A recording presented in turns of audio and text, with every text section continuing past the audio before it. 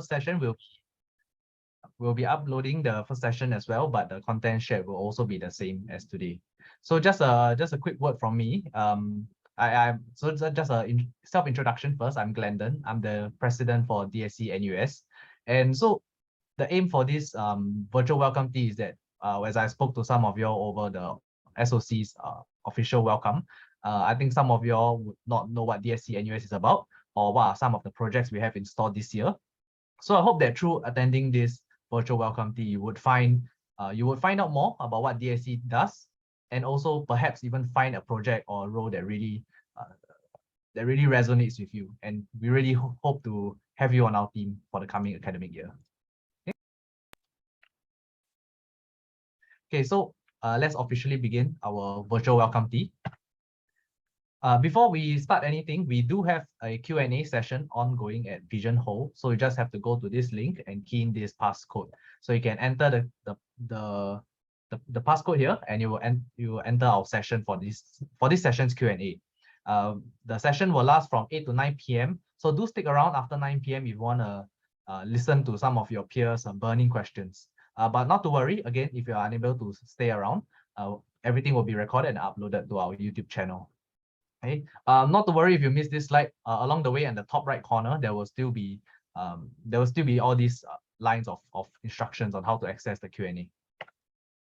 Okay, so what is DSC NUS? DSC NUS, basically, we are an inclusive community nurturing learners of technology to engage and impact communities. And in short, we are a Tech for Good club. And I just want to stop a moment here to expand a little bit more on what we mean by inclusive. Understand that other SOC clubs may not necessarily accept diverse backgrounds because of the job scope that they have. But DSC NUS, we have no restrictions on the background that you have. So you could be from CHS now, or you could be from CDE. We will take you in regardless. Okay, these are just our core values here. So it'll be develop, empathy, curiosity, humility, openness, and vibrancy. Okay. So just a very quick intro into what DSC is about on a whole. So I'll just play this quick video. Google Developer Student Clubs train hundreds of thousands of university student developers globally while having fun getting to know other students at their school. Google selects students with strong leadership skills from across the globe once a year to start a club on their campus. These leads believe knowledge is power and that technology can do extraordinary things for the world. They take on the responsibility to help students learn and empower each other to solve real problems around them. Students can participate in the annual Solution Challenge by Google developers to solve for one of the United Nations Sustainable Development Goals. Join us in building a global community for students in technology. Okay, so that was a quick introduction of what DSC on the whole is. And essentially what it's trying to convey is that DSC NUS is just a very, very small part in what is really a very global movement. So just some statistics here. So counting just from one calendar year ago, as of 2021, there are 145 different DSC leads, means 145 different DSC chapters. Okay, and this is just all in Southeast Asia. And across Southeast Asia, over the 1 year, we have hosted cumulatively 1,241 events. And out of these events, there are a total of 78,800 trained. Okay, so you notice that Singapore there's 8. In Singapore there's 9. Sorry, this is more recent. So there's Singapore there's 9. You would know that our other universities will also have DSC as well. So some NTU, SMU. The latest chapters for DSC would include polytechnics like your Ngee Ann Poly and your Nanyang Polytechnics. Okay. So this is a very recent photo taken just a few months back. We had our farewell event for the previous batch. So we were kindly invited to Google HQ to tour the office space, and it was really, really exciting. Okay, now to introduce the rest of the core team as well. So about myself, I'm a Year 3 Information Security undergraduate, and I'm the president for DSC NUS. Next, we have Christabel, who's the external lead. Christabel, do you want to unmute and say hi? Hello, everyone. So, yeah, nice to meet you. And I think Glendon really meant it when he said that this is a very inclusive and diverse community to be in. And so long as you have some value to bring, it doesn't matter where you come from or what. Like, there's always room for everyone at DSC. Yeah. Thanks, Christabel. Okay, so next we also have one of two internal leads. So first we have Chun Hao. One of the two internal leads. Chun Hao. Hi everyone, nice to meet you. I hope you all have a good time today getting to know more about the club, and I hope to see some of you all apply for the club, and looking forward to see you in the upcoming year. Okay. Thanks, Chun Hao. And last but not least, we have the other internal lead, Jishnu. Hi everyone. Thanks for coming down to this virtual welcome tea. I hope you walk away with something useful. Thank you. Not to worry, you'll be hearing more of each core member speak a bit more about the various aspects of DSC later on in this virtual welcome tea. Okay. So moving on to some statistics that we have, expanding a bit more on our diversity. So to date, this is DSC's 4th year. So to date, we have 209 different members, and of which 37% are actually not from SOC, which is a very, very considerable amount if you think about it, in the perspective that we are an SOC club after all. Okay, some of the impact that we have done so far, cumulatively across our 4 years, there were over 1,000 participants in all our workshops. Later, Chun Hao will be explaining more about the workshops, and the hackathon as well. We do have cumulatively 550 different participants across all the different runs of our hackathon. And external project wise, so we have already completed 9 external projects, and this year, really exciting to announce that we have 6 projects, 6 different ongoing projects. Okay, so more information about each of the projects later.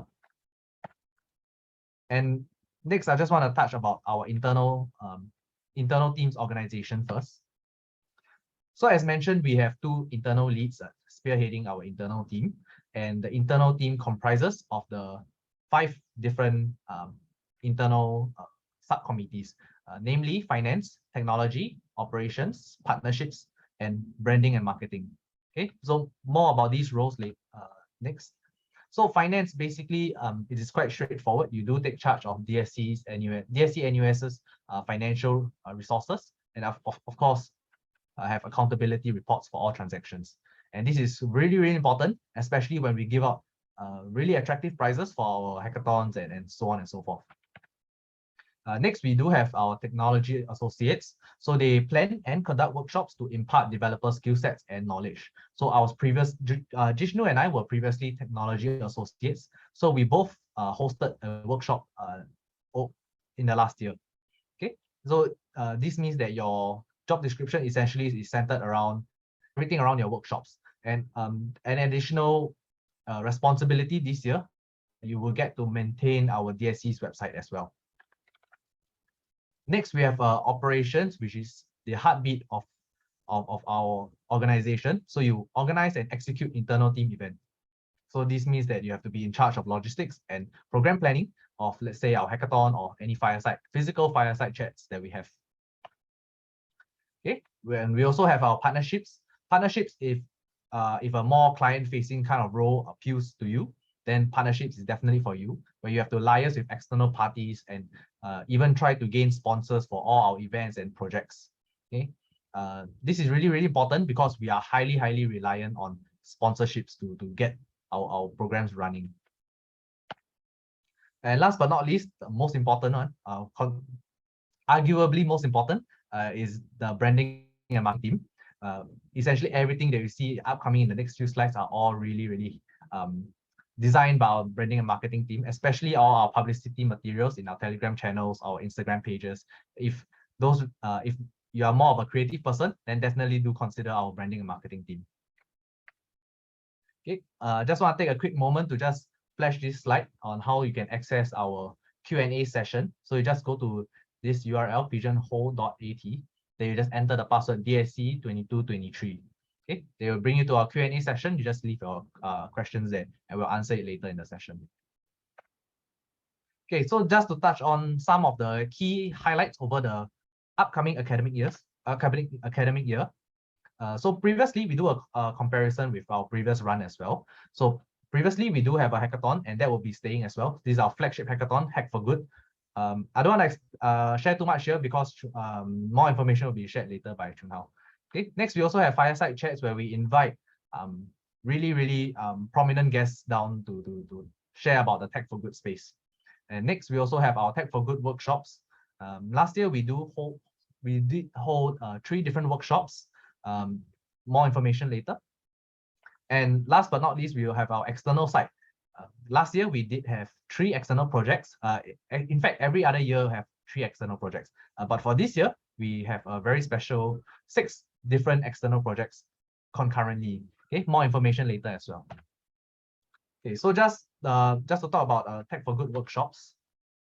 So what's the goal of the Tech for Good workshop? We want to equip the community with useful developer skills to inspire and empower social causes in our society. Okay, so this is just a screenshot of the workshop that I conducted last year with my partner Joseph. So we did a workshop on how to create your own personal portfolio website using HTML, CSS, and the Bootstrap framework. Okay, and I think at this point, some of a good number of you are actually year 1, and I think many of you will have the question that, can I join DSE without any experience? And my answer to that is actually yes. So a little known fact about this workshop is that previously, before I embarked on this workshop, I had 0 knowledge of HTML, CSS. So I have never coded a single line of HTML, CSS before the workshop. And so I learned on the, essentially what we call learn on the job. But I do, of course, have to manage expectations that you have to be prepared to double the efforts and to make sure that you keep up with everyone else as well. And most importantly, because you are hosting a workshop, you have to get to a level where you are able to answer questions from your participants confidently. Okay, so definitely, yes, you are able to join DSE NUS without any background experience. So what are other topics covered last year? So we did cover cloud computing. Next is my workshop about personal portfolio. We also did one on AI, which is computer vision. And also last but not least, also natural language processing, which is machine learning. Okay, these are just some examples of the work that our very talented branding and marketing team has put up. These are all the posters and publicity materials for our workshops. Okay, next I'll pass the time to Chun Hao, who will share a bit more about the other internal events that we have. Chun Hao? Thanks, Glendon. Hi, everyone. So now I'll be sharing a bit more about the other activities that are organized by our internal team.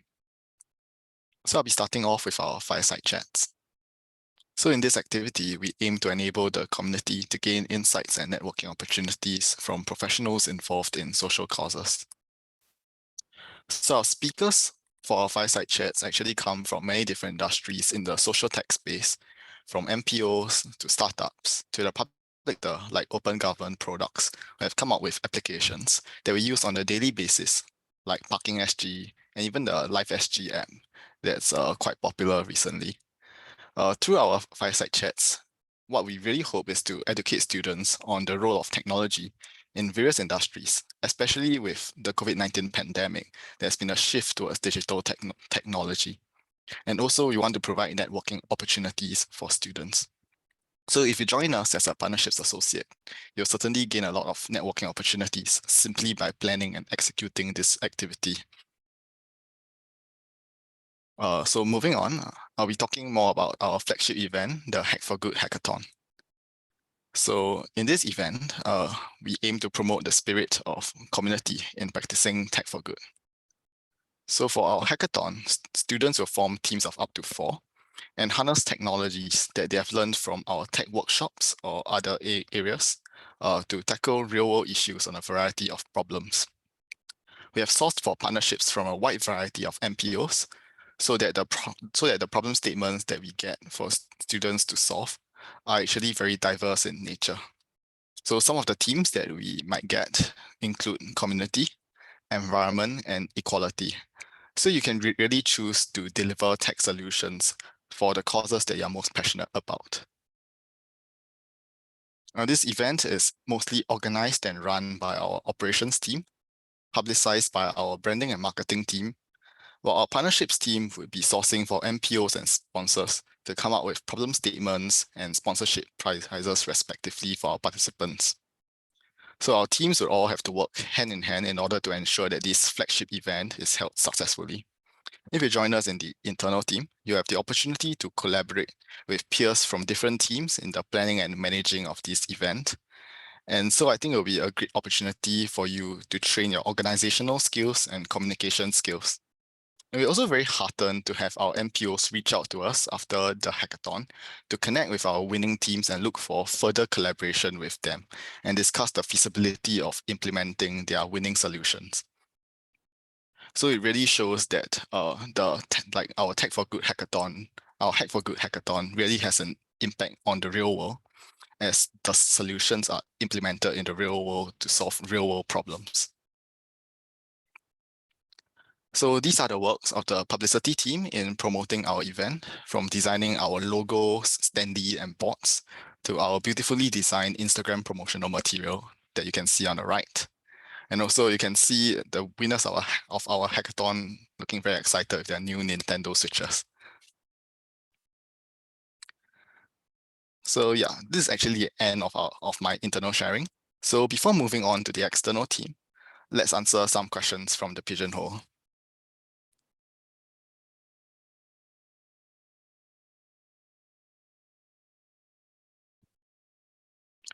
So from what I see, the top question is, how long do projects usually last and what's the commitment like?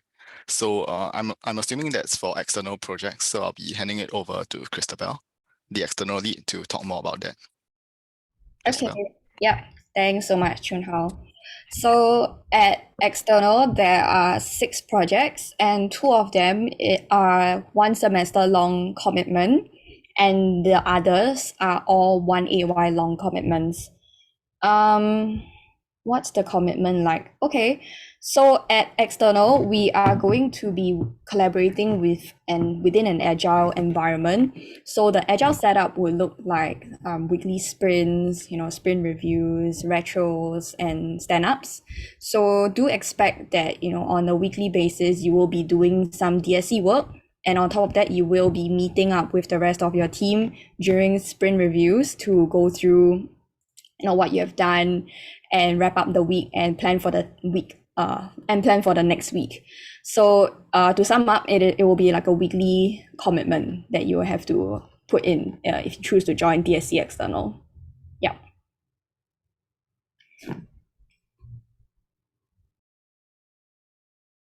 Okay, so moving on to the next question. So is there an interview process to get into DSC? Yes, there is an interview process to get into the club. So it's really mostly for our heads to know more about you and your experience and to see how you can contribute towards the club in your respective roles, be it operations, partnerships, software engineer, business associates. So yeah, then the third question is rather similar about commitment level. And when we we're have an FAQ slide later on for the commitment level. So some of these questions we'll address later. Yeah. And when will application results be released? So our recruitment process lasts all the way until the 19th of August. So you should expect to see results by around that time.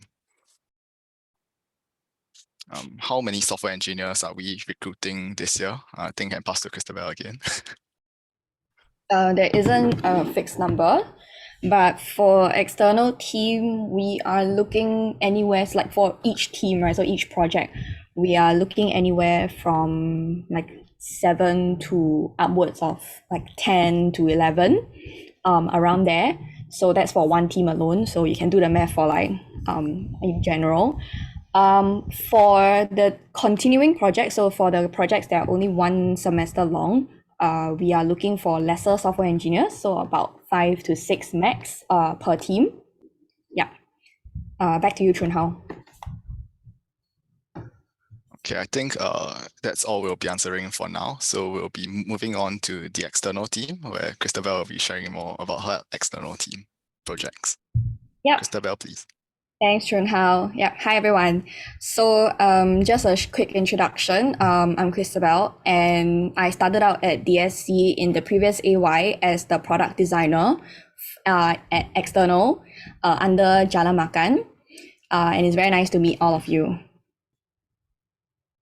So at external, we are committed to using tech for good. And so because of that, we partner with non-profit organizations across different impact domains to build customized technology that helps scale, sustain, and empower our MPU's capacity to impact our community. So this is how the external team is structured.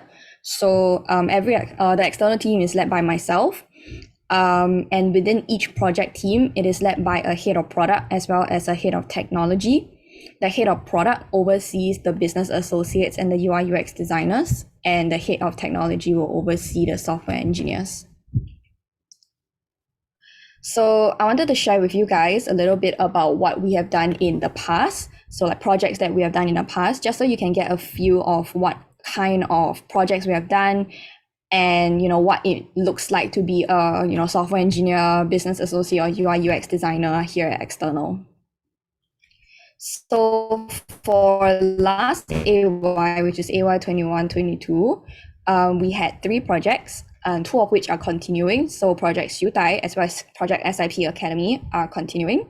So Xiutai is an in-house data and workflow management system.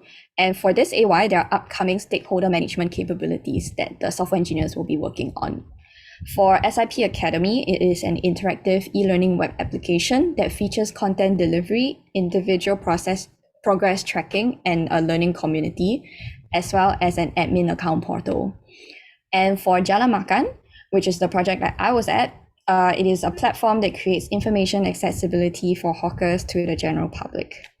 So speaking of Project Xiutai and Project Jalan Makan, I have with me Olivia, who was the tech lead at Xiutai, as well as Wen Hao, who was the tech lead at Jalan Makan, and Vidya, who was the business lead at Jalan Makan, to take the next few minutes to share about their experiences with DSC External and how their project was like. So maybe Olivia, you can take it away.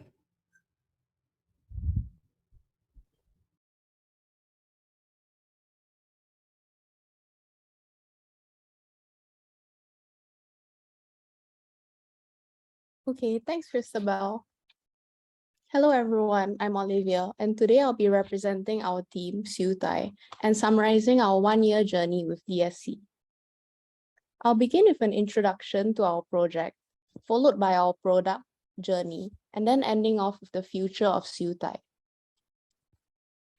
Our team is headed by Tsowai, the head of business, and me, the head of tech, and comprised of 5 business associates, 2 UI UX, and 7 engineers. The purpose of our collaboration with Diabetes Singapore was to help them automate their manual processes, manage their data, and increase operational efficiency. As a result, we developed Xiutai with 2 key features that achieves this: the mobile bus and data management module. Every single member had a role to play in this. The business associates in laying the foundation and creating the PRD, which enabled the UX to create the UI, and building on that, the engineers to develop the app. Looking back at our journey so far, we started in August 2021 with the welcome into DSC and a lot of learning, and eventually ramping up to make decent progress. We met once for Christmas dinner and gift exchange. Then the next exciting occasion was the paddle event, where we were lucky enough to have our efforts recognized and received a plaque from the Education Minister. Next was quite fun. Half the team went cycling in the blistering sun, then for pizza. But I'm more familiar with this next part. I went with the rest of the team to play mobile games at 3 different locations. The constant was the aircon, needing to charge our phones, and the fun. But not everything was so smooth sailing. I learned many things along the way, and to name a few, I learned more about software development as I got to implement the design patterns and frameworks that I've only learned conceptually, and also being more confident in meetings. On the business side of things, we also learn how to work well with NPOs. And it's not all about blindly doing whatever they ask of us. And also the importance of clear requirements before starting development. What's next?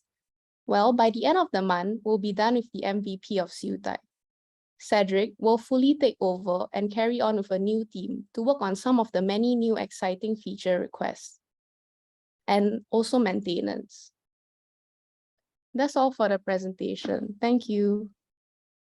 Thanks so much, Olivia. Yeah, so Olivia's project is super cool, and I think it's very nice for DSC to have been recognized by Minister Chan Chun Sing as well.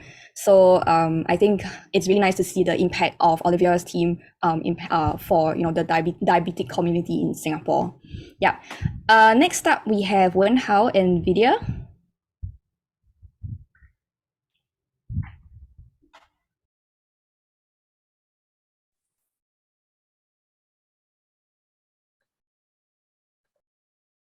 Okay, so hi everyone, my name is Vidya and I'm the business head for Project Jalan Makan, and together with me for today's presentation is Wen Hao, who is the tech head for Project Jalan Makan, which was also one of the excellent projects last year.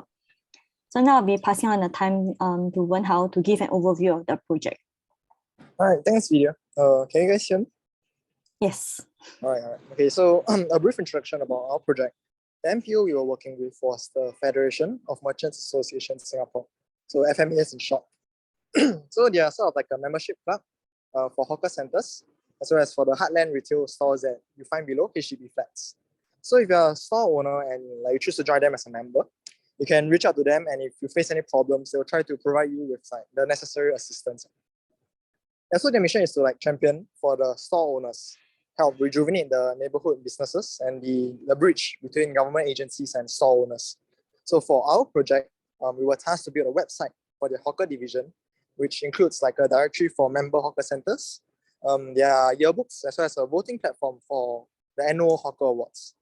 So this project actually lasted 2 years. I was a software engineer in its first year and took over as tech lead along with Vidya as the business head in the second. So throughout the way, the team had to, next slide. So throughout the way, the team had to overcome many challenging obstacles. So to highlight a few, the FMES actually decided to outsource the website to a third-party vendor halfway through development, as they needed it to be ready before this year's annual hawker awards. So this was back in December. So during our discussions with FMES, they asked Vidya and I if we could get it ready in 2 months. But we made a conscious decision to proceed with the third-party vendor, as we could not make that promise, especially since the product was a public-facing website. So it has to be extremely polished. And since everyone on the team was full-time students, we can't expect them to work 24/7 to rush out the product. So nevertheless, Vidya and I shared the view of always putting the MPO's needs first. So we supported the third-party vendor in whatever ways we can, such as providing them with all our Figma designs, as well as the data we have collected so far. Yeah, but at the same time, we don't want to spoil the experience of the team members. So we got a team to continue working on our own version of the website in parallel, so that after handing it over, FMES can use it in place of the third-party vendor, which will save them a lot of money in the long run. Next slide. Yeah, in the end, we managed to complete a fully functioning website along with an admin console for the FMES staff to customize the information that is being displayed. And next slide. For those who are curious, our team actually used the Pern stack, and the software engineers got to play around with a bunch of Google Cloud Platform services. So for example, Cloud SQL for hosting our Postgres database, App Engine for deployment, and Memory Store for Redis. And last but not least, Cloud Storage for storing the photos that the business team helped to take during data collection. Yeah. So finally, here are some of my takeaways as a software engineer and tech head.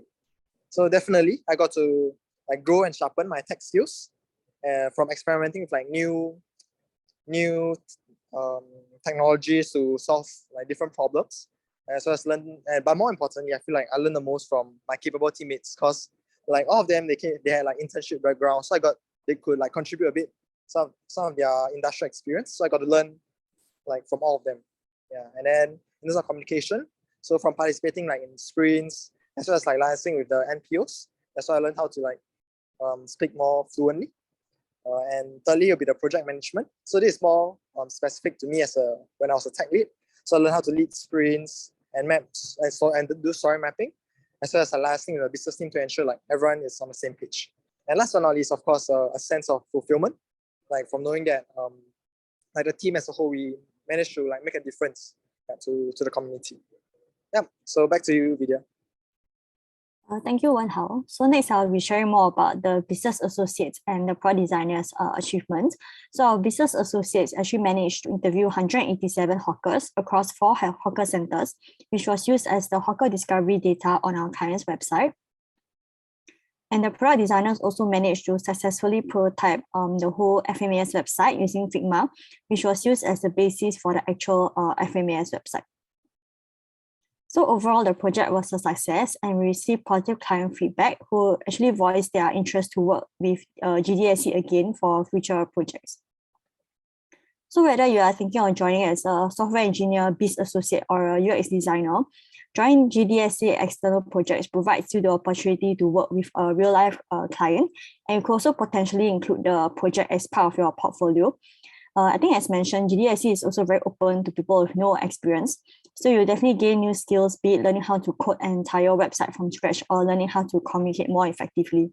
And being a part of the GDSC community allows you to meet new like-minded people and also create new experiences and memories. And so with that, we have come to the end of our presentation, and feel free to reach out to us if you have any questions. Thank you. Thank you so much, Vidya and Wen Hao. Yeah, I had a really fun time learning from the both of you. And yeah, Jalan Makan was a really great project to be in. So yeah, thank you so much for your time and for your sharing today.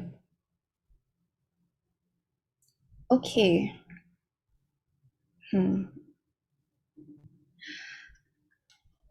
Okay, so I wanted to share also about what are we doing this year. So as shared, we have 6 very exciting projects.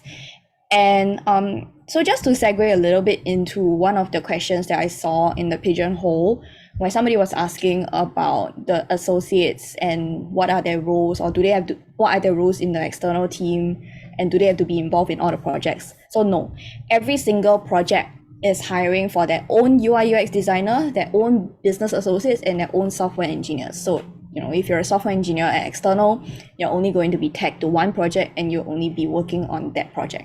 Yeah. So with that said, what are our projects this year? So first up, we have our project with Mercy Relief. And for that, I'll pass the time to the project heads of Mercy Relief. Thank you, Christabel. I'm the product head of Mercy Relief. So with me, I have Rama. Rama is the tech lead for our project. You can say hi. Hello. Yeah, so essentially, what is Mercy Relief? Mercy Relief is Singapore's leading disaster relief agency. They provide emergency aid within 72 hours of an appeal in the aftermath of a disaster. So over the past 19 years, they have responded to more than 86 human tragedies with more than 45.3 million in relief across 36 countries. They have implemented more than 72 post-disaster projects and impacted an aggregate of over 2.7 million lives. So as of current, Mercy Relief relies heavily on its website. If you all can do a quick Google search or later on, it's mercyrelief.org. So they use it to disseminate accurate and timely information about its disaster relief efforts, and mostly via press releases and feature articles there. Yeah. So in addition, Mercy Relief's website is also used to host donation campaigns that will benefit existing and future disaster relief efforts. So when we went to talk to the NPO, we realized that they have several existing problems. One is with their the way that they are managing their content, so their feature articles, their press releases, and it's just for them it's just too complex and inflexible to meet their current needs.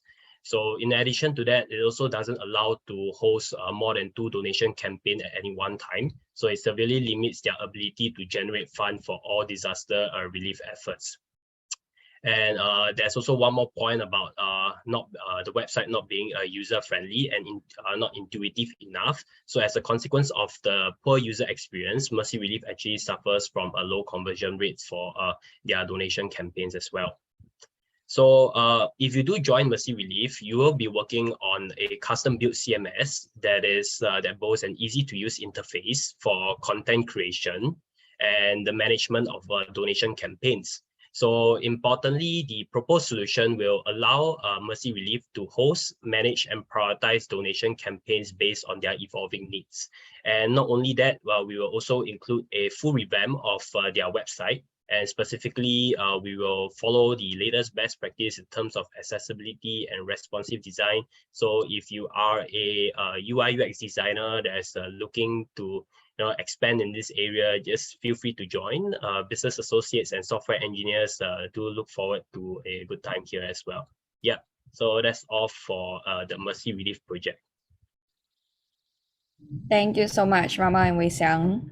Yeah, so just to share, Mercy Relief is actually our first NPO that has like an international reach in terms of the work that they do. So it's very exciting for DSC to be working with an NPO that has this kind of reach. So yeah, very excited to see what Wei Xiang and Rama have planned ahead for this AY. Okay, next up we have the food bank.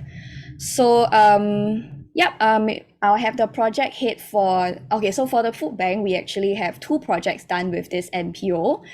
And just a little context about this NPO as well. So it is Singapore's leading food security agency, food security charity. And, both our projects with the food bank, I think will have a lot of impact on ensuring that Singaporeans, especially the underserved Singaporeans, have access to food and nutrition needed for a better quality of life.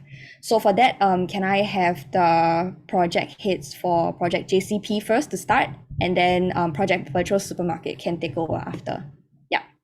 Yeah, thank you, Christabel. So for the tech lead for Juniors Club project, so for Food Bank, there are 2 projects as what Christabel mentioned. There's a Juniors Club portal and the Virtual Supermarket. So I'll be sharing about the Juniors Club portal first. Unfortunately, the tech lead, Kevin, is not able to join in today. Yeah, Christabel gave you a brief context. So in addition to food distribution, Food Bank is also playing an active role in engaging youth to partake in Food Bank's cause. So this is primarily achieved through their Junior Clubs program, which is a collection of activities that aim to stretch youth's understanding on issues relating to food insecurity and food wastage. The problem with their current program is that they are only available during June and December due to manpower and administrative constraint. And also because of that, the other remaining 10 months aside from June and December is sort of wasted. So there's no really outreach to the youth that they're actually targeting. So not only that, their programs, the majority of their activities are done in person, physically. So thereby limiting the program's reach to only participants residing in Singapore. And it also, as a result, they are not able to reach out to the youth globally. Yeah. And on a broader level, Food Bank is also actively sourcing for funding to support its operations. There are other programs that they are currently running as well, all of which are very interesting, but also requires funding to run. So thus, the solutions that we develop will try to direct some funding towards Food Bank's initiative. And after much discussion with Food Bank, for Juniors Club portal, we are essentially proposing an e-learning system that includes an admin portal for internal staff and e-learning portal for the targeted audience, which is the youth themselves, right? So with the e-learning system in place, the Food Bank can continuously deploy educational material all year round and expand its reach within the online space, thus enabling sustained and wide-reaching engagement on issues relating to food insecurity and food wastage. So the important part about the Juniors Club portal, the e-learning portal, is that unlike your typical other course creation tool, because take note that we are proposing this solution and the target audience is youth age 18 to 15. So there must be like interactive elements that keep the youth engaged. So with our e-learning portal, on top of the typical stuff that you see on an e-learning portal, you will also be designing and creating gamified elements that the MPOs can use in their course creation. Yeah, so that's for the Genius Club portal. I think next, the leaders, the team heads for the virtual supermarket will take over for their presentation. Yeah. Yeah. Okay, hello everyone. I'm Brenda, the head of product for Project Virtual Supermarket, and together with me, I have Jay, who is the head of technology. Jay, do you want to say a quick hi? Hello everyone. Yeah, I'm Jay. I'm with the tech lead for Project Virtual Supermarket. Nice to meet you all. Yep. So for our project, we serve to build an e-commerce style donation platform for food bank. So as Christopher has shared earlier, food bank is Singapore's like leading food security charity, and they acquire donated food which are otherwise wasted and redistribute to the needy. So the pressing challenge here right now for food bank is that currently only 30% of their like food bank warehouse needs are fulfilled every month, and they also don't have any like permanent digital donation platform to sustain these donations. So in our project, what we'll be developing is an innovative solution that allows the public to shop for like food items that will be donated to the needy.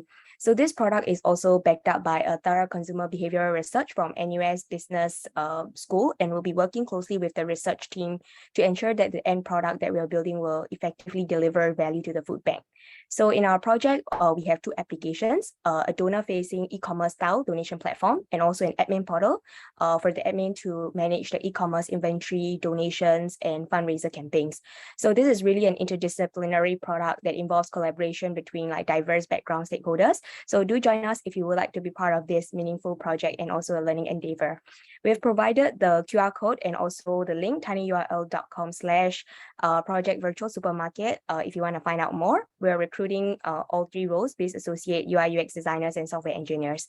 So in the deck, we have provided the detailed job scope and timeline of our project for the next academic year as well. So do check it out. Thank you so much, Brenda and Jay. Sorry, is there anything else that you guys want to add? Nope. Okay. Thanks. Okay, thanks, Brenda, Jay, and Wei Xiang. So yeah, I think the food bank is a really interesting project to go to if you're interested in edtech as well as anything e-commerce, and as a UI UX designer, business associate, and software engineer, it will be a really challenging project for all three roles, but I think it'll be a really fun and dynamic one as well. So yeah. Okay, next up, we have Dyslexia Association of Singapore, and for that, may I have the project lead for this to take over? Hi everyone, I'm Marcus, and I'm the tech head for Project Sidewards. And then I think Ziming couldn't join us here today, so he's the product head. Okay, so just to introduce what is DS? So DS is Dyslexic Association of Singapore, and then what they try and do is basically try and use technology, incorporate technology to help students overcome their problems learning. Yeah, that's basically it. Yeah, so that's in a nutshell. So basically what Project Sidewards, what we're trying to do is that in collaboration with DAS, we hope to make learning fun for dyslexic students with an online learning platform that is engaging and customized to their learning needs by using a multi-sensory approach. So the platform will have two fronts. So first will be a progressive web app to teach students how to read and write through interactive learning, as well as a teacher management platform to help educators manage their lessons, as well as their students progress more conveniently. So what we envision this platform is to be a platform where we can engage the students' visual, auditory, and tactile senses to help them absorb and learn words. And as these students have learning impairment, our platform will need to be carefully designed to cater to them. So our final product will be a deliberate combination of design as well as engineering to aid DAS students in their learning. Yep. Thank you so much, Marcus. So, this project with DAS is, another one of our EdTech projects, but also with like the added element of considering how you can design for and, engineer for specific learning needs. So if something like this is up your alley, then definitely, Project SiteWords is a really interesting project to be a part of. Yeah. So thank you so much, Marcus. Yeah, and I think I will be sharing about our last two projects, which are our continuing projects, and they are the 1 semester long commitment projects. So the first is Diabetes Singapore, which you've heard from Olivia earlier. And so basically, Project Xiu Tai is a project that aims to help Diabetes Singapore services, which includes mobile screening, and ramp up their efforts in their community to serve like the diabetic community in Singapore. So this mobile screening service in particular requires liaising with multiple stakeholders, which is a process that is currently very cumbersome and manual. So Project Xiu Tai aims to alleviate this pain by automating this process as much as possible. And this project is looking for software engineers only to firstly improve on what they have done in the past year, and also to take it one step further to enable clinic networks like SingHealth to book this mobile screening service that Diabetes Singapore provides. Next up, we have our final project. So this is our 5th NPO and our 6th project, and it is by Social Innovation Park, which is a homegrown, impartial, and not-for-profit organization founded in 2006 to educate, empower, and enhance social entrepreneurs and innovators from the 3 sectors, the private, public, and people sectors. So Project SIP Academy is similarly only looking for software engineers for 1 semester, and it aims to build an interactive e-learning web application to hold and publicize SIP's courses centered around wellness. So these courses will be open to the general public, and that means that they are actually client facing. And this e-learning platform would feature 4 things: content delivery, individual progress tracking, formation of a learning community, and an administrator account portal. Yeah, so that's it for the projects portion. As you can see, we have 6 projects ongoing, and I understand if you need some time to digest what we have. So all the information is actually on the application form itself. After you select external as one of your choices, you get to see the project write-ups as well as the links that lead you to the different project slide decks that all of the projects have created, so that you can understand better what each project is about. Yeah. Okay, so on to our recruitment, which is something that we get a lot of questions for. So just to reiterate, the external team, there are 6 project teams inside external, and each project team is led by a head of product and a head of technology, and they oversee the business associates, the UI UX designers, as well as the software engineers. Yeah. Okay. So the first position that we are looking for applicants for is the business associates. So this is the client-facing arm of DSC NUS, and business associates manage all client requirements and relations and help ensure that the team is on track to delivering these requirements. So as you can see from the slides, the role of a BA spans across a few functional areas, from product management to business development. So if you're looking to pivot into product or anything business or function or commercial related, I think this is definitely a very suitable position for you. And if you join DSC NUS as a BA, you can have the opportunity to take on all of these functions, or you can also specialize in either the PM aspect, the product management aspect, or the business aspect, depending on the needs of the project and what's available. So we're looking for apps that have prior product management or client-facing experience. But just as importantly, if you're looking to pivot into product management or business-related functions, but you don't really have the prior experience, that's fine too. We really encourage you to apply, because we believe that these skills are teachable and learnable, and DSC NUS may be a great place to start out. Yep. So do have a read on the job description. So the first, under the product management bit of the BA's role, you'll be working with the head of product to develop strategic partnerships and ideate, validate, and launch the product. You'll be gathering feature requirements from the MPO, and you'll be communicating these requirements to the head of product. You spearhead any groundwork required by the MPOs, be it user interviews or data collection. And you also conduct UAT, contribute to the PRD, and create the information architecture of the product, as well as participate in any and contribute to any documentation, technical or otherwise. So under the business aspect, you'll be sourcing for sponsors and grants to finance the costs incurred by the project, because at the end of the day, we are working with MPOs and we want to help alleviate that financial burden on them as much as possible. So this part of the role is really important as well.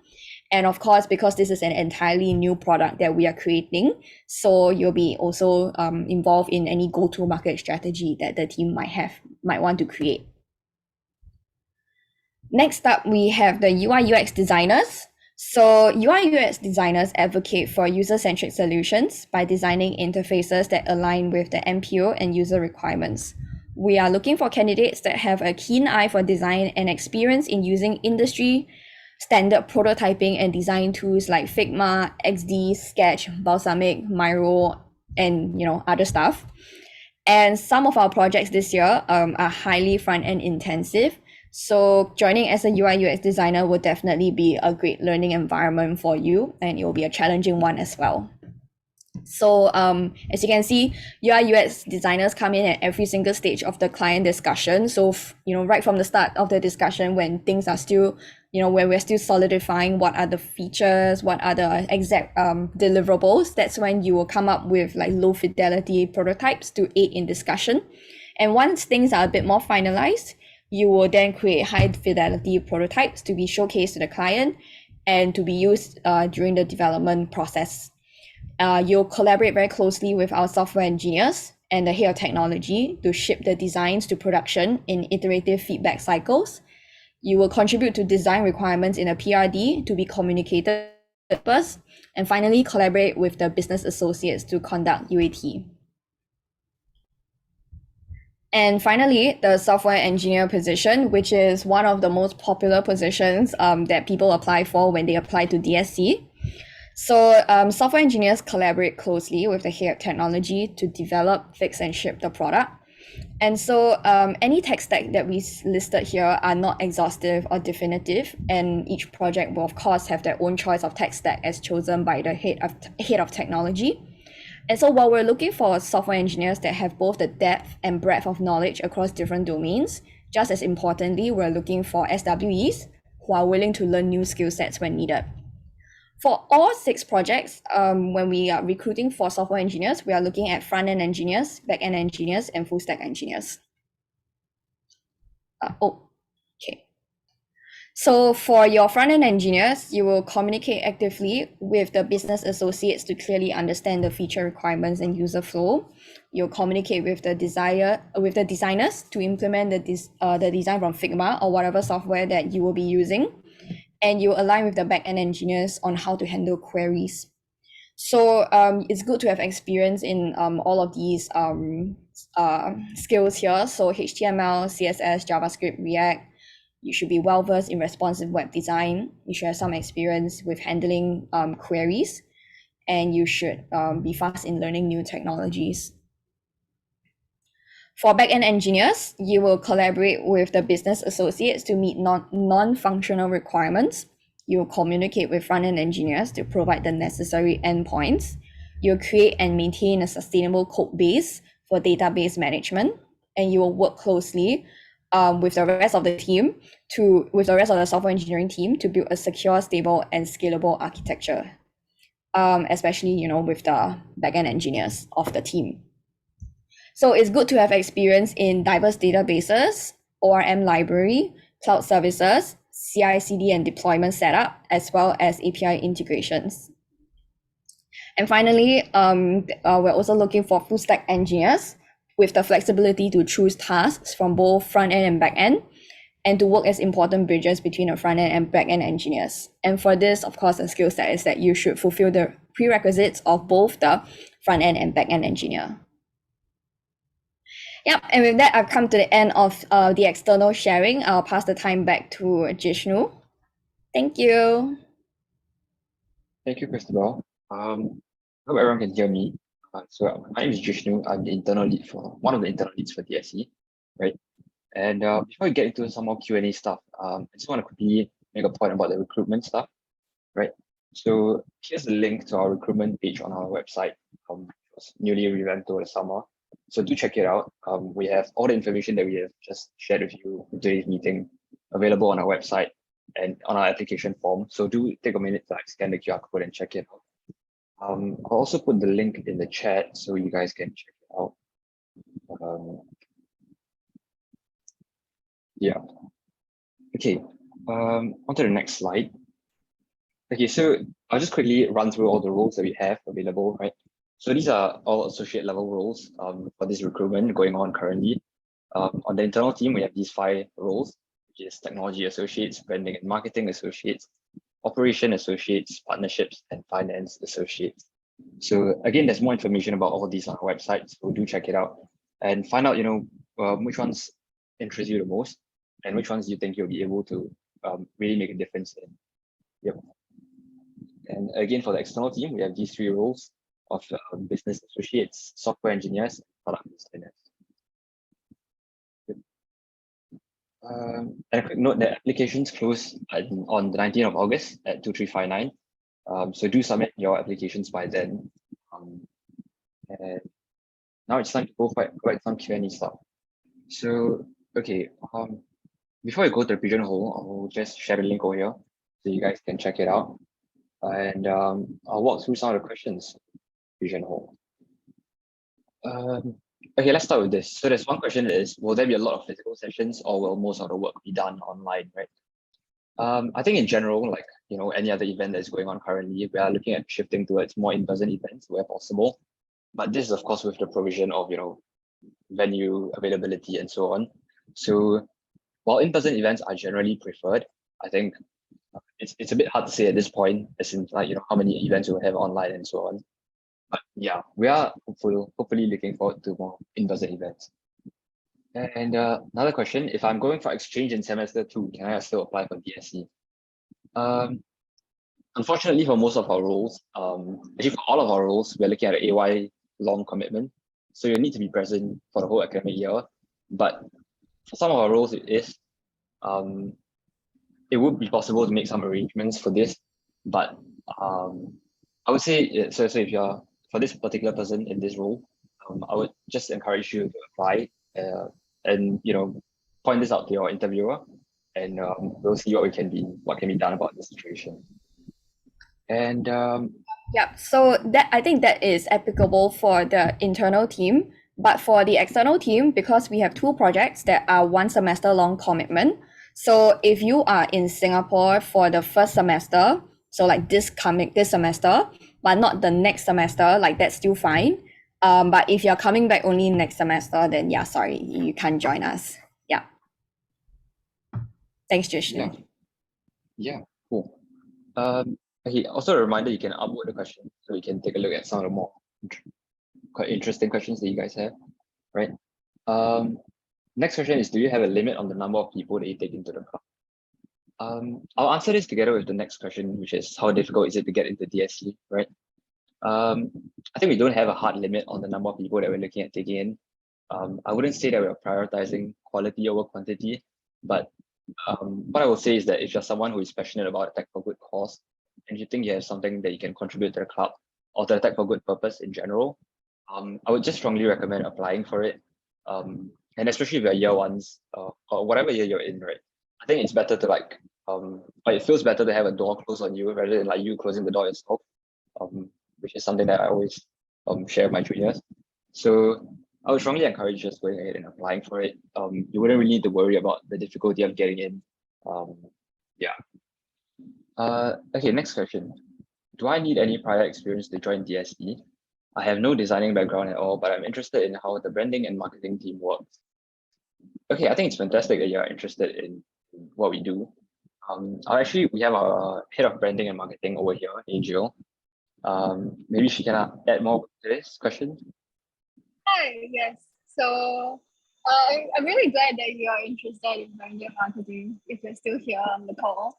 I would say that so good thing about I think we've really set up like a branding guideline that is quite easy to follow. And what I really want to encourage is actually for you to kind of get a sense of how to plan, how to create content. Like it's really a big part of it is a really big learning process. So I think even if you have little experience in design, I think that as long as you are willing to try and get your hands into different editing softwares or different design softwares, I think all of it can be taught and learned along the way. So yeah, feel free to raise it or raise your concerns or like just let us know and then we'll work something out. Okay, great. Next question. Are recruitments on a first come, first served basis? Okay, so we're actually considering our recruitments and all the applications on a rolling basis, which is not exactly the same as first come, first serve. So you need not be too concerned about, missing out any opportunities. But I would still encourage you to put in your applications early if possible, right? Next question. Can freshies apply? I don't know much about programming yet. Okay, we are open for applications for students from all years. So from year 1 all the way to year 5 and beyond. I don't know much about programming yet. That part, I think it depends a lot on like which roles they're looking to apply for. I think one thing interesting that Glendon pointed out earlier was, he had no experience with like HTML and CSS before joining as a tech associate. So there are exceptions, and what we're really keen at looking forward to is like your passion and your interest and how quickly you're able to pick up things. But if you're looking at more complex roles like software engineering in the external side, I think some experience in programming would definitely be very useful. So I wouldn't stop you from applying, but I would say look through the roles carefully and try and see what will really suit you best. Yep. External, do you guys have anything to add for this? No, yeah, thanks, Jishnu. Okay. So, next question, maybe the external can't answer. For external projects, what's the average hours of commitment? Okay, I think it really depends on your role and like the kind of agile setup that your team would have.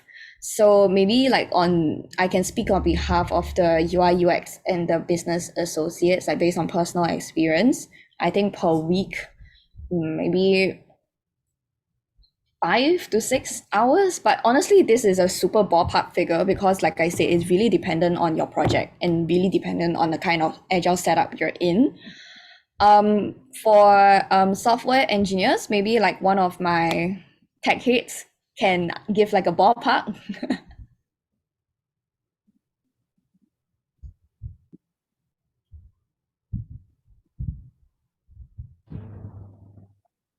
Okay, I'll share then. So I was actually part of Project Siu Tai last year.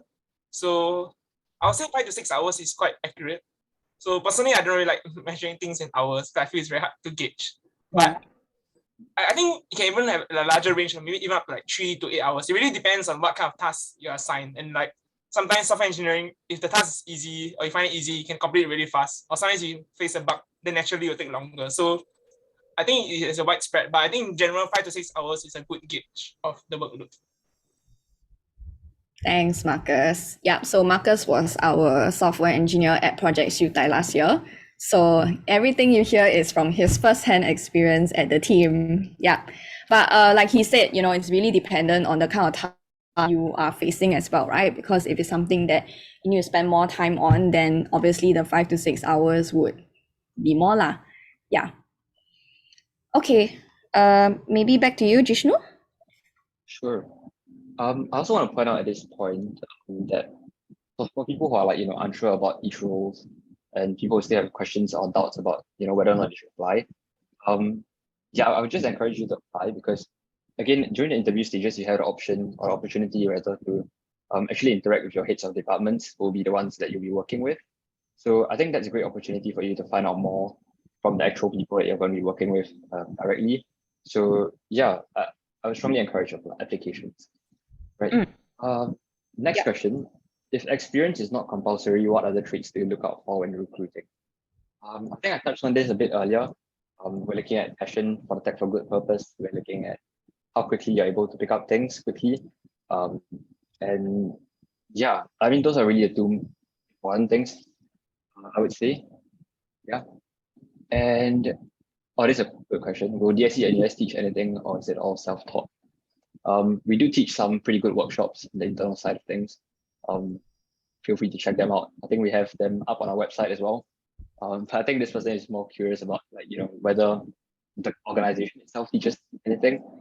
I think you have the, like, maybe for external projects, maybe you would have the opportunity to, you know, interact with your tech kids, your software engineers who have been in the club for maybe 1 or 2 AYs before you. And that is a great opportunity for you to, you know, really learn things from them. But these are not like, you know, official sit down and learn lessons kind of stuff. It's more on a peer-to-peer kind of basis. Yeah. Yeah. So just to add on, like, even at external, you know, we have projects that are more focused on like this pure learning kind of thing, you know, and then you have other projects that are a bit more, you know, require a bit more seasoned software engineers. So, but in general, like at external, like if you let us know, you know, if we can gauge your skill level, we will generally match you also to a project that has like that culture and the environment where there's peer learning. So yeah, we'll take everything into consideration, you know, your project choice, your skill level, and then we'll assign you to a project accordingly. Yeah.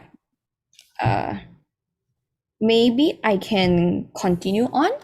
Okay. So can startup ideas be considered a project under external? No, because for us, we have already decided on the MPOs that we are working with for this semester, for this AY. And so all our projects are geared towards what we have already discussed with our client, which is our nonprofit organization. And in the future, if there are startup ideas that are, I would say, more community-centric, you know, and then you're registered in Singapore as like a non-official non-profit organizations, then that's when, of course, DSC External would be looking out for, you know, you as a potential partner. But the general guideline is that we only work with like recognized non-profit organizations in Singapore. Not really anything to do with like startups. Yeah, especially if the startup doesn't have like a tech for good kind of orientation to it. Yep. Another question was, for external project, does one AY include the break at the end of the AY? Technically no, because technically the project would end in, you know, May, which is when the AY would end. However, at DSC we have this thing where, you know, if we cannot finish delivering all of our features to the MPO by the stipulated deadline, which is May of next year, some of our software engineers will voluntarily stay on during the summer break to work on a project, which is exactly what's happening with Project Xiutai and Project SIP Academy right now. And that's also how we managed to scope out enough project scope for the upcoming for the upcoming semester for software engineers to join us. So project continuation is a very strong theme in DSC NUS, but of course anything beyond the May 2023 is completely voluntary. Yeah. Okay, and there's a question on, you know, UI UX. There are a few questions on UI UX and whether you need the experience and what kind of experience you need for UI UX. So in general, for UI UX, there are certain projects that are more front-end intensive. So that's when you are, you know, having a portfolio or having some kind of industry experience. Not necessarily just in UI UX, but if there's anything like marketing, you know, graphics related, that'll be really good for your application as well, especially for projects that are more competitive when it comes to the front end bit. But in general, I think so long as you have, you know, some kind of portfolio, like personal projects will do, and you show it to us, I think we will assess based on like the potential as well as the current skill level that you exhibit.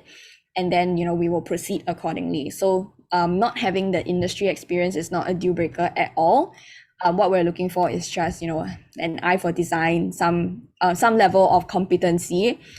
And whether or not you need to know these industry standard software like Figma and XD,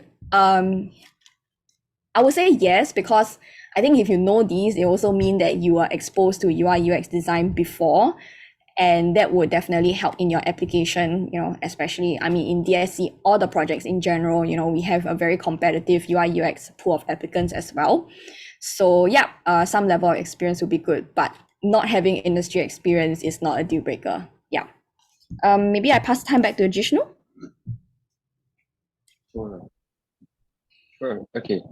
I saw this question on what majors are people in DSC usually from.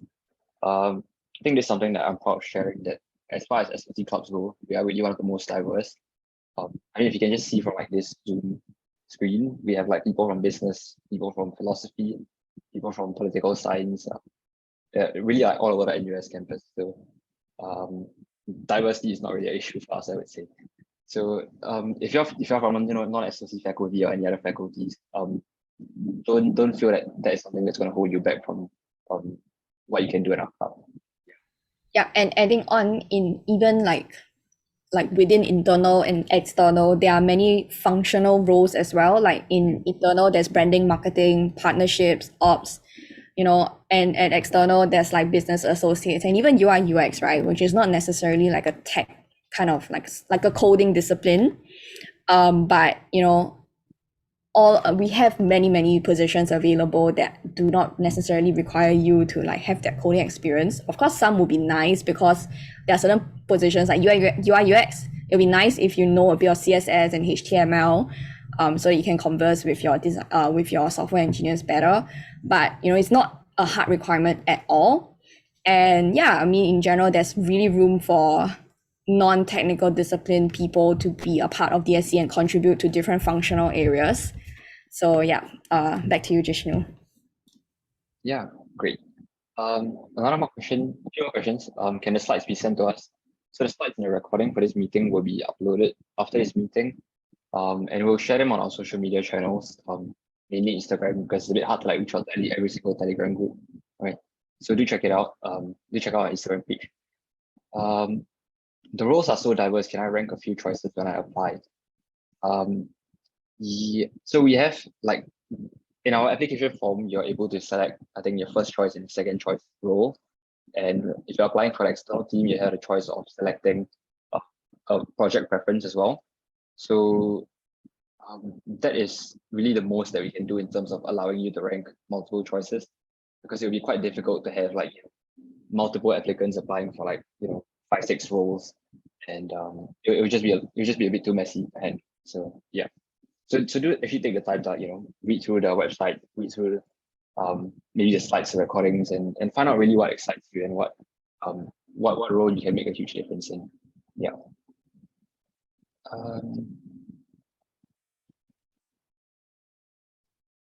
Do DSC members participate in the events that they organize as well? I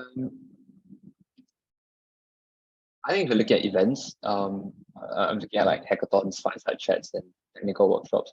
So these are actually open to all NUS students, and some are even open to like beyond NUS students.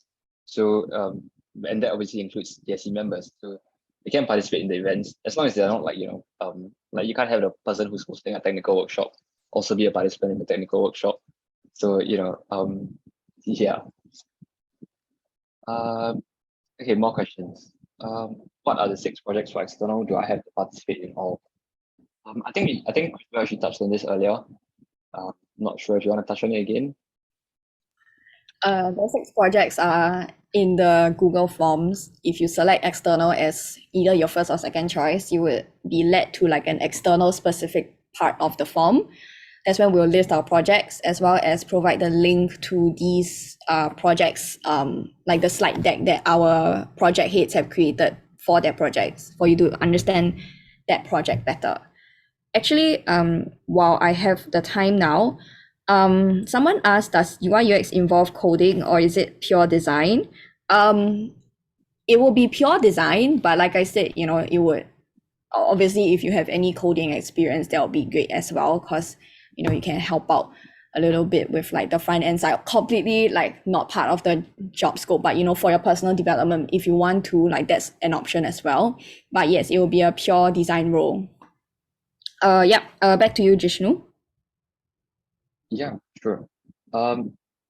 So another question I saw is, can I learn UI UX in branding and marketing? So our branding and marketing team, one of the responsibilities is also maintaining and developing our CCA website, right? So you do have the opportunity to, touch on a bit of UI UX and learn it during our website revamp projects that we do occasionally, and website maintenance projects as well. So yeah, the opportunity is certainly there. Another question is, what kind of people are you looking for partnerships? Maybe I'll let Chun Hao answer this. He used to be a partnership associate in the previous EY. Yeah, so I feel like in partnerships, like passion is something that's very important. Like you really need to have that drive in order to try and connect with NPOs and sponsors to really understand like their needs and how and what you can do, to like fulfill their needs. And you also need to be fairly good at decision making, trying to see what we can do and what we cannot do.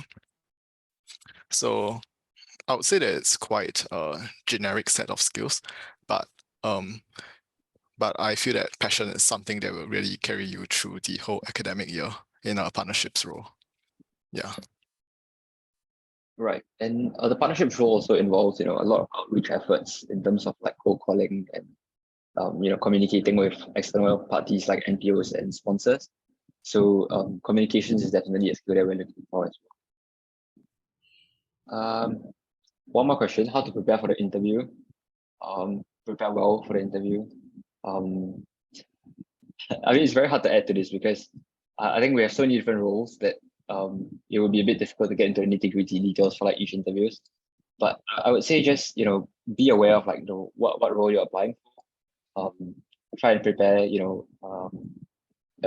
least a list of like your skills and your resumes and your past experiences that you think might be relevant, and actually take the time to share these things with your interviewer so that they're able to better understand how you might be able to contribute to the team, because it's a two-way process, right? We want to hire the best candidates, and you guys also want to make the most of your time in DSC. So yeah, don't be too nervous about it. I think go in with like open mindset and yeah, just have fun.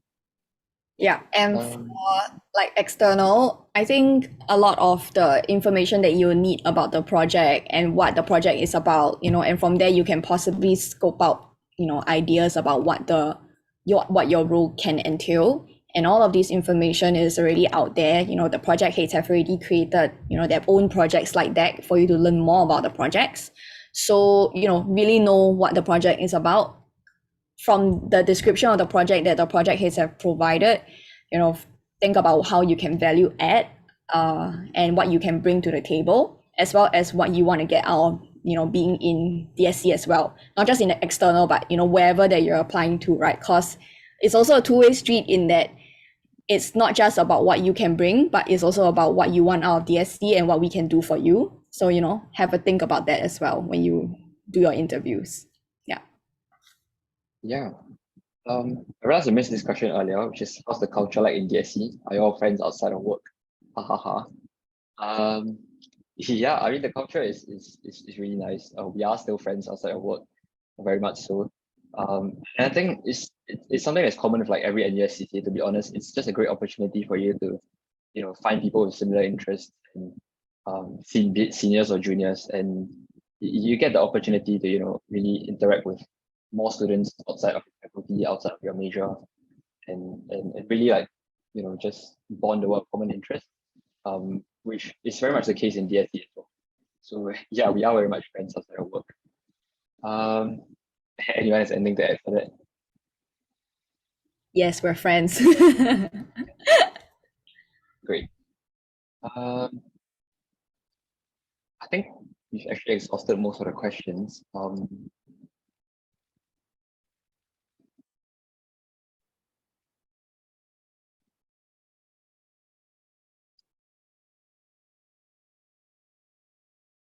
Is it common for members of DSC to jump from non-tech role to tech role through the years? I'm interested in tech, but I don't think I have enough coding knowledge yet. But I want to experience DSC. Okay, that's a very good question. Thanks for asking it.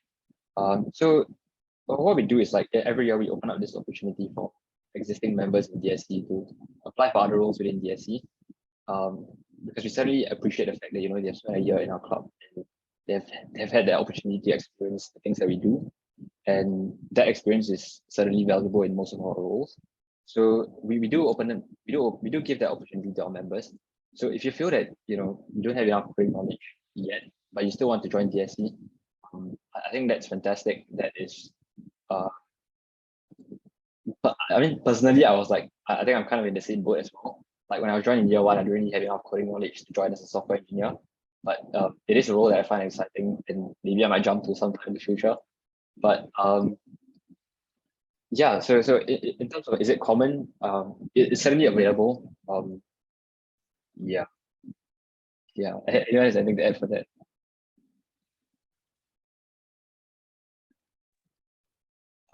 Yeah, I think Jishnu really said it well. We do try to recognize our members' contribution to the club, and we do try to open up opportunities for members to stay in the club, although perhaps in a different role. Of course, in this aspect, we can't really promise that you can guarantee, say, a software engineer position as much as we would try to. So yeah. Okay, there's one question about UI UX. So how many people in UI UX per project? So I'm guessing you mean the external side. So for external, we are looking at anywhere between 2 to 4 UI UX designers per project. Yeah. So except for the 2 continuing projects that are not actually looking for that's not actually looking for business associates and UI UX designers. But yeah, for the 4 new projects that we're working on, anywhere from 2 to 4, maybe 5 if we can, if needed. Yeah. Okay.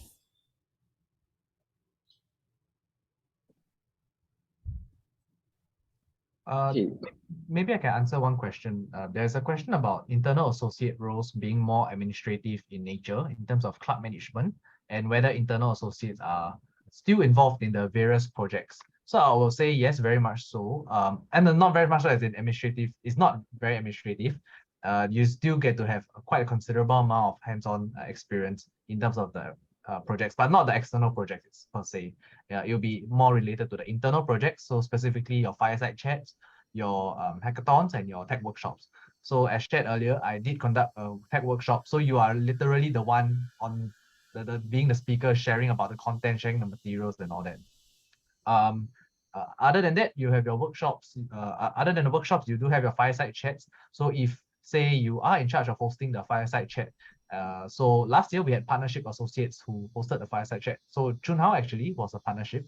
He was sort of like the moderator for the guest, our guest speaker essentially. So you do get to have that sort of hands-on experience. So not just liaising and just arranging all the events and then having someone else do it. So that's not the case here, as much as internal associate roles go.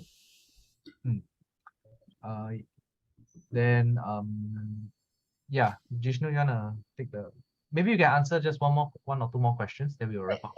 I got one more thing to say about the partnerships positions. Yes, it's really it's a super important position in the club, because whatever that we do, right, like our Hack for Good, from internal, like the hackathon, our project MPOs, like the non-profits that we work with, like every one of them, they require like some kind of funding to make the project financially sustainable for the MPOs, who are obviously, quite sensitive in terms of like the budgetary requirements.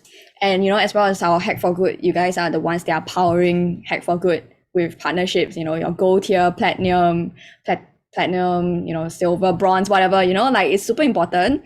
And you guys are the ones that give us like the enough funds, right, for like things like the Hack for Good prizes and stuff like that. So you guys are really at the forefront of like what makes DSC a really good like place to be, like both for the MPOs as well as for the Hack for Good. So yeah, I really hope you guys will consider, partnerships as one of your choices. Yeah. Then perhaps as the last question, I could just wrap up. I'll just answer this very important question. So someone asked as well, is DSC affiliated to Google? So this is a very important question. We have no special affiliation to Google. So historically, yes, DSC is an initiative by Google developers. So in extension of that, they do provide us with certain resources. So for example, the background that you see for all of us, some components of the background mostly are put together by our branding and marketing head, but some materials, some resources are provided to us by Google developers, but we have in no way sort of direct affiliation to them. So what we mean is that if let's say you apply for some Google job, that there's no sort of special advantage that you have being from DSC or DSC NUS in particular. Okay, so just to set that straight, we are fully 100% student-led student interest group in NUS School of Computing. Okay, and with that, I think we'll end tonight's virtual welcome tea session here. Thank you all so much for coming to our virtual welcome tea. I think there are a few more questions we did not manage to answer. Not to worry, if you still have those same burning questions, reach out to any of us or any of our social media. Definitely more than happy to help to answer your questions. And we really hope that we are able to receive your applications to join us over the next academic year or even the next semester. Okay, thank you everyone. Bye. Thank you. Thank you. Bye-bye.